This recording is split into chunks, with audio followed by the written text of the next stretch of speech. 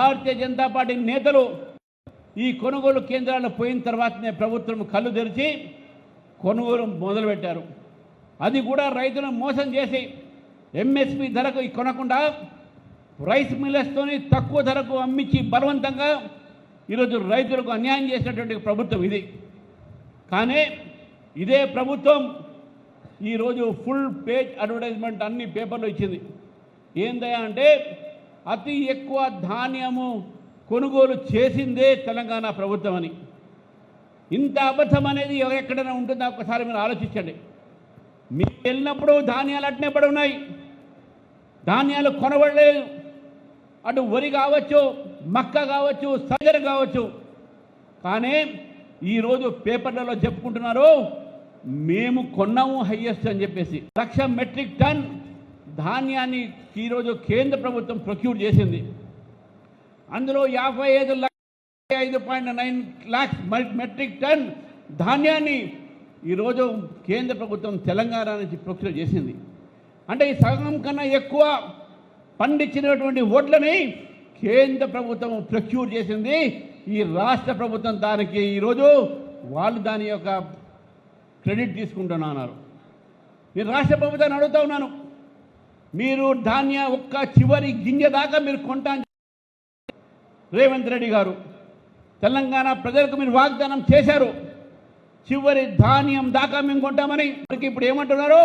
కేంద్రం ధాన్యం కొనాలంటున్నారు. మరి నువ్వు ఎందుకయ్యా ముఖ్యమంత్రి? చెప్పింది నువ్వు, ముఖ్యమంత్రి గద్ద ఎక్కింది నువ్వు. అమ్మ కొనాల్సిందా ఎవరా అంటే కిషన్ రెడ్డి కొనాలి అంట, సంజయ్ గారు కొనాలంట, మా ఎంపీలు కొనాలంట. ఇది ఎక్కడ న్యాయం అని చెప్పి రేవంత్ రెడ్డి గారిని అడుగుతా ఉన్నాను.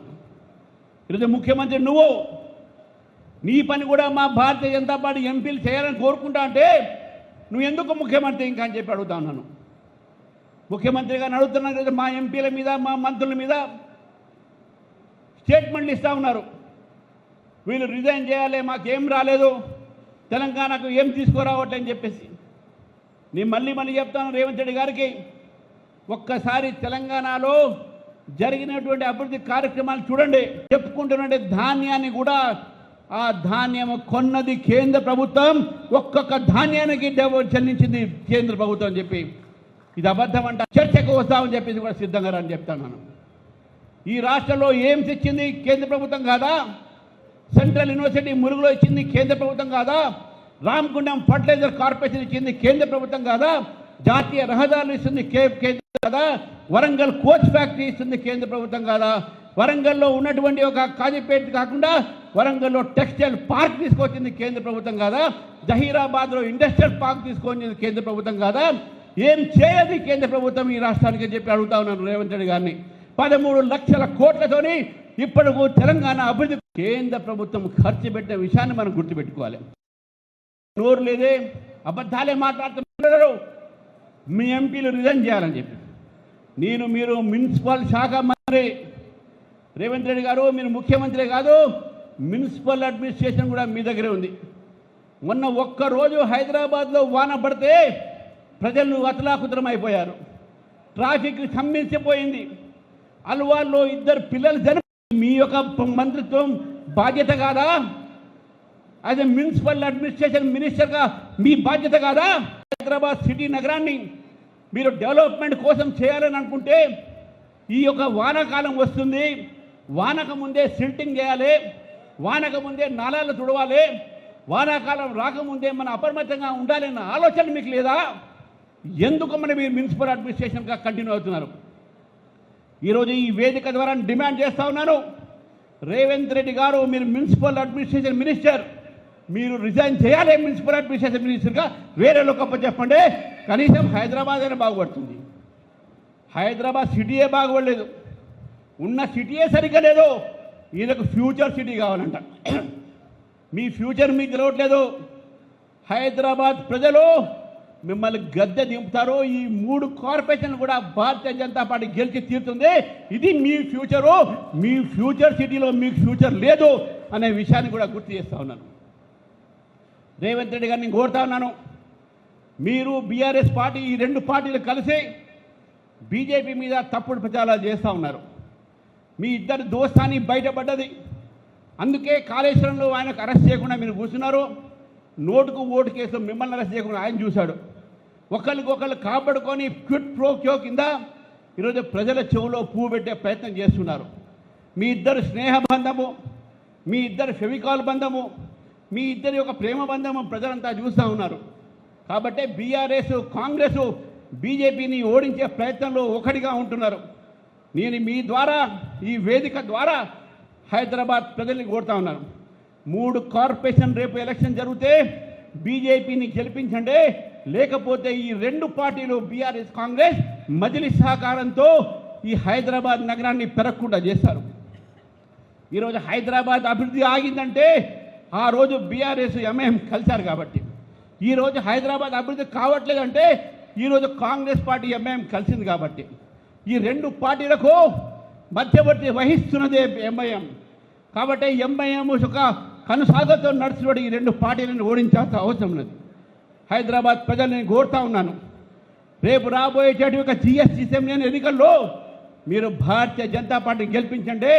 ఈ 3 కార్పొరేషన్లకు మేయర్ని భారతీయ జనతా పార్టీ ఒక వ్యక్తులను గెలిపించి హైదరాబాద్ ప్రగతిని చూడండి, హైదరాబాద్ డెవలప్మెంట్ చూడండి. రాష్ట్ర అధ్యక్షుడు నేను చెప్తాను, హైదరాబాద్ ప్రజలకు అన్ని ఒక స్కీమ్స్ తీసుకొచ్చి హైదరాబాద్ నగరాన్ని డెవలప్ చేస్తామని చెప్తాను. మీతోనే డెవలప్మెంట్ కాదు. మీరు డెవలప్మెంట్ కోసం ఈరోజు ముఖ్యమంత్రి కాలే, మీరు డెవలప్మెంట్ కోసం అధికారులు రాలే, మీరు కేవలం కమిషన్ల కోసం అధికారులు వచ్చారు. ఉన్నటువంటి ఒక విద్యాశాఖ మంత్రి కూడా ఈరోజు విద్యారంగం బస్సు పట్టిపోయింది, మున్సిపల్ అడ్మినిస్ట్రేషన్ బస్సు పట్టిపోయింది. ఎందుకంటే మీకు ఇన్ని మంత్రి వర్గాలు? ఎవరికైనా ఇచ్చేసి ఒక కాన్సన్ట్రేషన్ జరుగుతుంది. అన్నీ ఒక డిపార్ట్మెంట్ మీరే పెట్టుకొని ఈరోజు రాష్ట్రంలో హైదరాబాద్ నగరాన్ని మీరు క్యాపిటల్గా ఉన్నటువంటి రాష్ట్ర క్యాపిటల్గా ఈరోజు మీరు బ్యాక్వర్డ్ చేస్తూ ఉన్నారు. కానీ భారతీయ జనతా పార్టీ తనకు ఉన్నటువంటి ఒక అనుభవంతో అనేకమైనటువంటి దేశంలో అనేక కార్పొరేషన్లు ఈరోజు బీజేపీ పరిపాలిస్తుంది. ఆ బీజేపీ పరిపాలిత కార్పొరేషన్ చూడండి, తర్వాత మాట్లాడండి హైదరాబాద్ ఏ విధంగా బీజేపీ డెవలప్ చేస్తుంది చెప్పేసి.